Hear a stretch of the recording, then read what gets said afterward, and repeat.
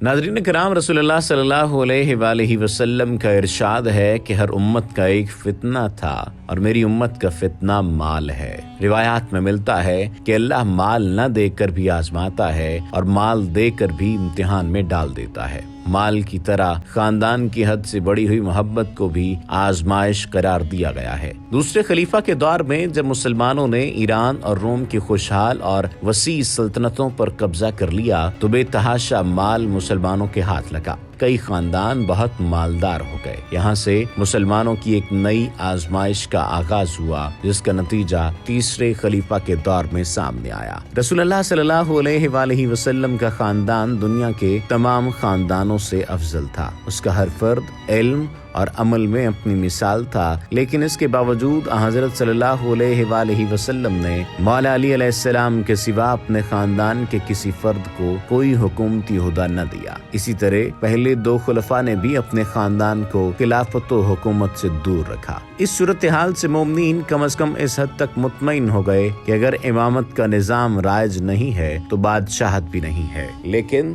تیسرے خلیفہ کے دور میں یہ صورتحال بدلنا شروع ہوئی۔ تیسرے خلیفہ جناب عثمان کا تعلق بنی امیہ سے تھا۔ اس خاندان میں کچھ لوگ تو ابتدا میں ہی مسلمان ہو گئے تھے، لیکن زیادہ تر لوگ اسلام کے سخت دشمن رہے۔ قریش مکہ کے لیڈر ابو سفیان کا تعلق بھی اسی خاندان سے تھا۔ مسلمان اس خاندان کو زیادہ پسند نہ کرتے تھے۔ اس خاندان میں قبائلی عصبیت بھی بہت زیادہ تھی اور یہ ہر حال میں ایک دوسرے کی حمایت کرتے تھے۔ جناب عثمان بھی اپنے خاندان سے بہت محبت کرتے تھے اور سب سے زیادہ بھروسہ اپنے چچا زاد بھائیوں پر ہی کرتے تھے۔ جناب عثمان نے مختلف صوبوں میں تعینات اصحاب رسول کو ہٹا کر اپنے ان چچا زاد برادران کو گورنر مقرر کرنا شروع کیا جو فتح مکہ کے بعد مسلمان ہوئے تھے اور مسلمانوں میں ناپسند کیے جاتے تھے۔ کوفہ میں گورنر سعد بن ابی وقاص اور امین المال اور قاضی جناب عبداللہ بن مسعود کے درمیان حکومتی اخراجات کے حوالے سے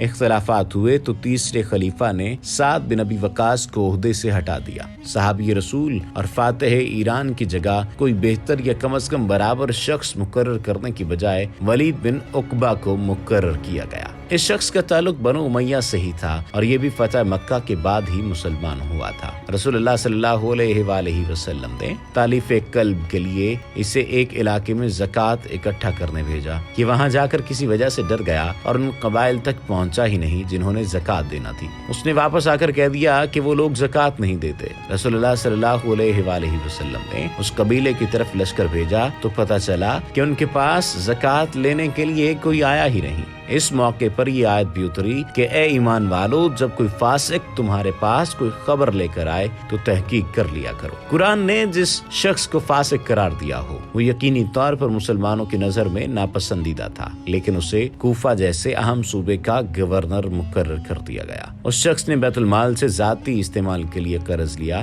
لیکن وقت پورا ہونے پر بھی واپس نہ کیا۔ اس پر صحابی رسول قاضی کوفہ عبداللہ بن مسعود نے اس کی سرزنش کی۔ خلیفہ عثمان بن عفان نے اپنے چچا زاد کی حمایت کرتے ہوئے عبداللہ بن مسعود کو معزول کر کے مدینہ بلا لیا اور ان سے اچھا سلوک نہیں کیا۔ مدینہ واپسی پر عبداللہ بن مسعود صحرا میں صحابی رسول صلی اللہ علیہ وآلہ وسلم اور صحابی علی علیہ السلام جناب ابو ذر غفاری رضی اللہ تعالیٰ عنہ کی بیوی سے ملے جو اپنے شوہر کی تدفین کرنا چاہتی تھی۔ ابو ذر غفاری کو حکومتی پالیسیوں پر تنقید کی پاداش میں صحرا بدر کر دیا گیا تھا۔ اسی غربت کی حالت میں آپ رضی اللہ تعالیٰ عنہ کا انتقال ہو گیا۔ یہ دیکھ کر عبداللہ بن مسعود رو دیے اور رسول اللہ صلی اللہ علیہ وآلہ وسلم کی اس حدیث کو یاد کیا جس میں حضرت صلی اللہ علیہ وآلہ وسلم نے ارشاد فرمایا تھا کہ ابو ذر دنیا میں اکیلا رہا اور اکیلا ہی دنیا سے چلا جائے گا۔ مدینہ پہنچنے پر خلیفہ نے عبداللہ بن مسعود کے ساتھ اچھا سلوک نہیں کیا۔ اس حوالے سے جو روایات ملتی ہیں وہ بہت سخت ہیں۔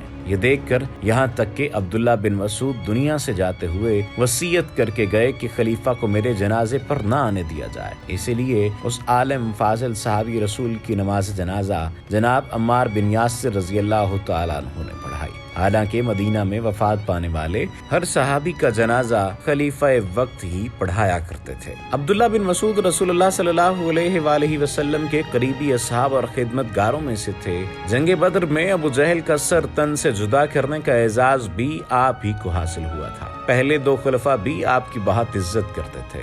آپ بڑے فقیہ اور عالم تھے اور مملکت کے بڑے قاضیوں میں سے تھے۔ مسلمان بالعموم اور صحابہ کرام بالخصوص عبداللہ بن مسعود سے محبت رکھتے تھے۔ ان کے ساتھ حکومت کا یہ سلوک دیکھ کر صحابہ خلیفہ سے بیزار ہونے لگے اور حضرت عثمان تنہا ہونے لگے۔ ادھر کوفہ میں ان کے گورنر ولید بن عقبہ نے شراب پی کر نماز پڑھا۔ فجر کی نماز میں 4 رکعت فرض پڑھا دیے اور اس کے بعد پیچھے مڑ کر نمازیوں سے پوچھنے لگا کہ اور پڑھاؤں؟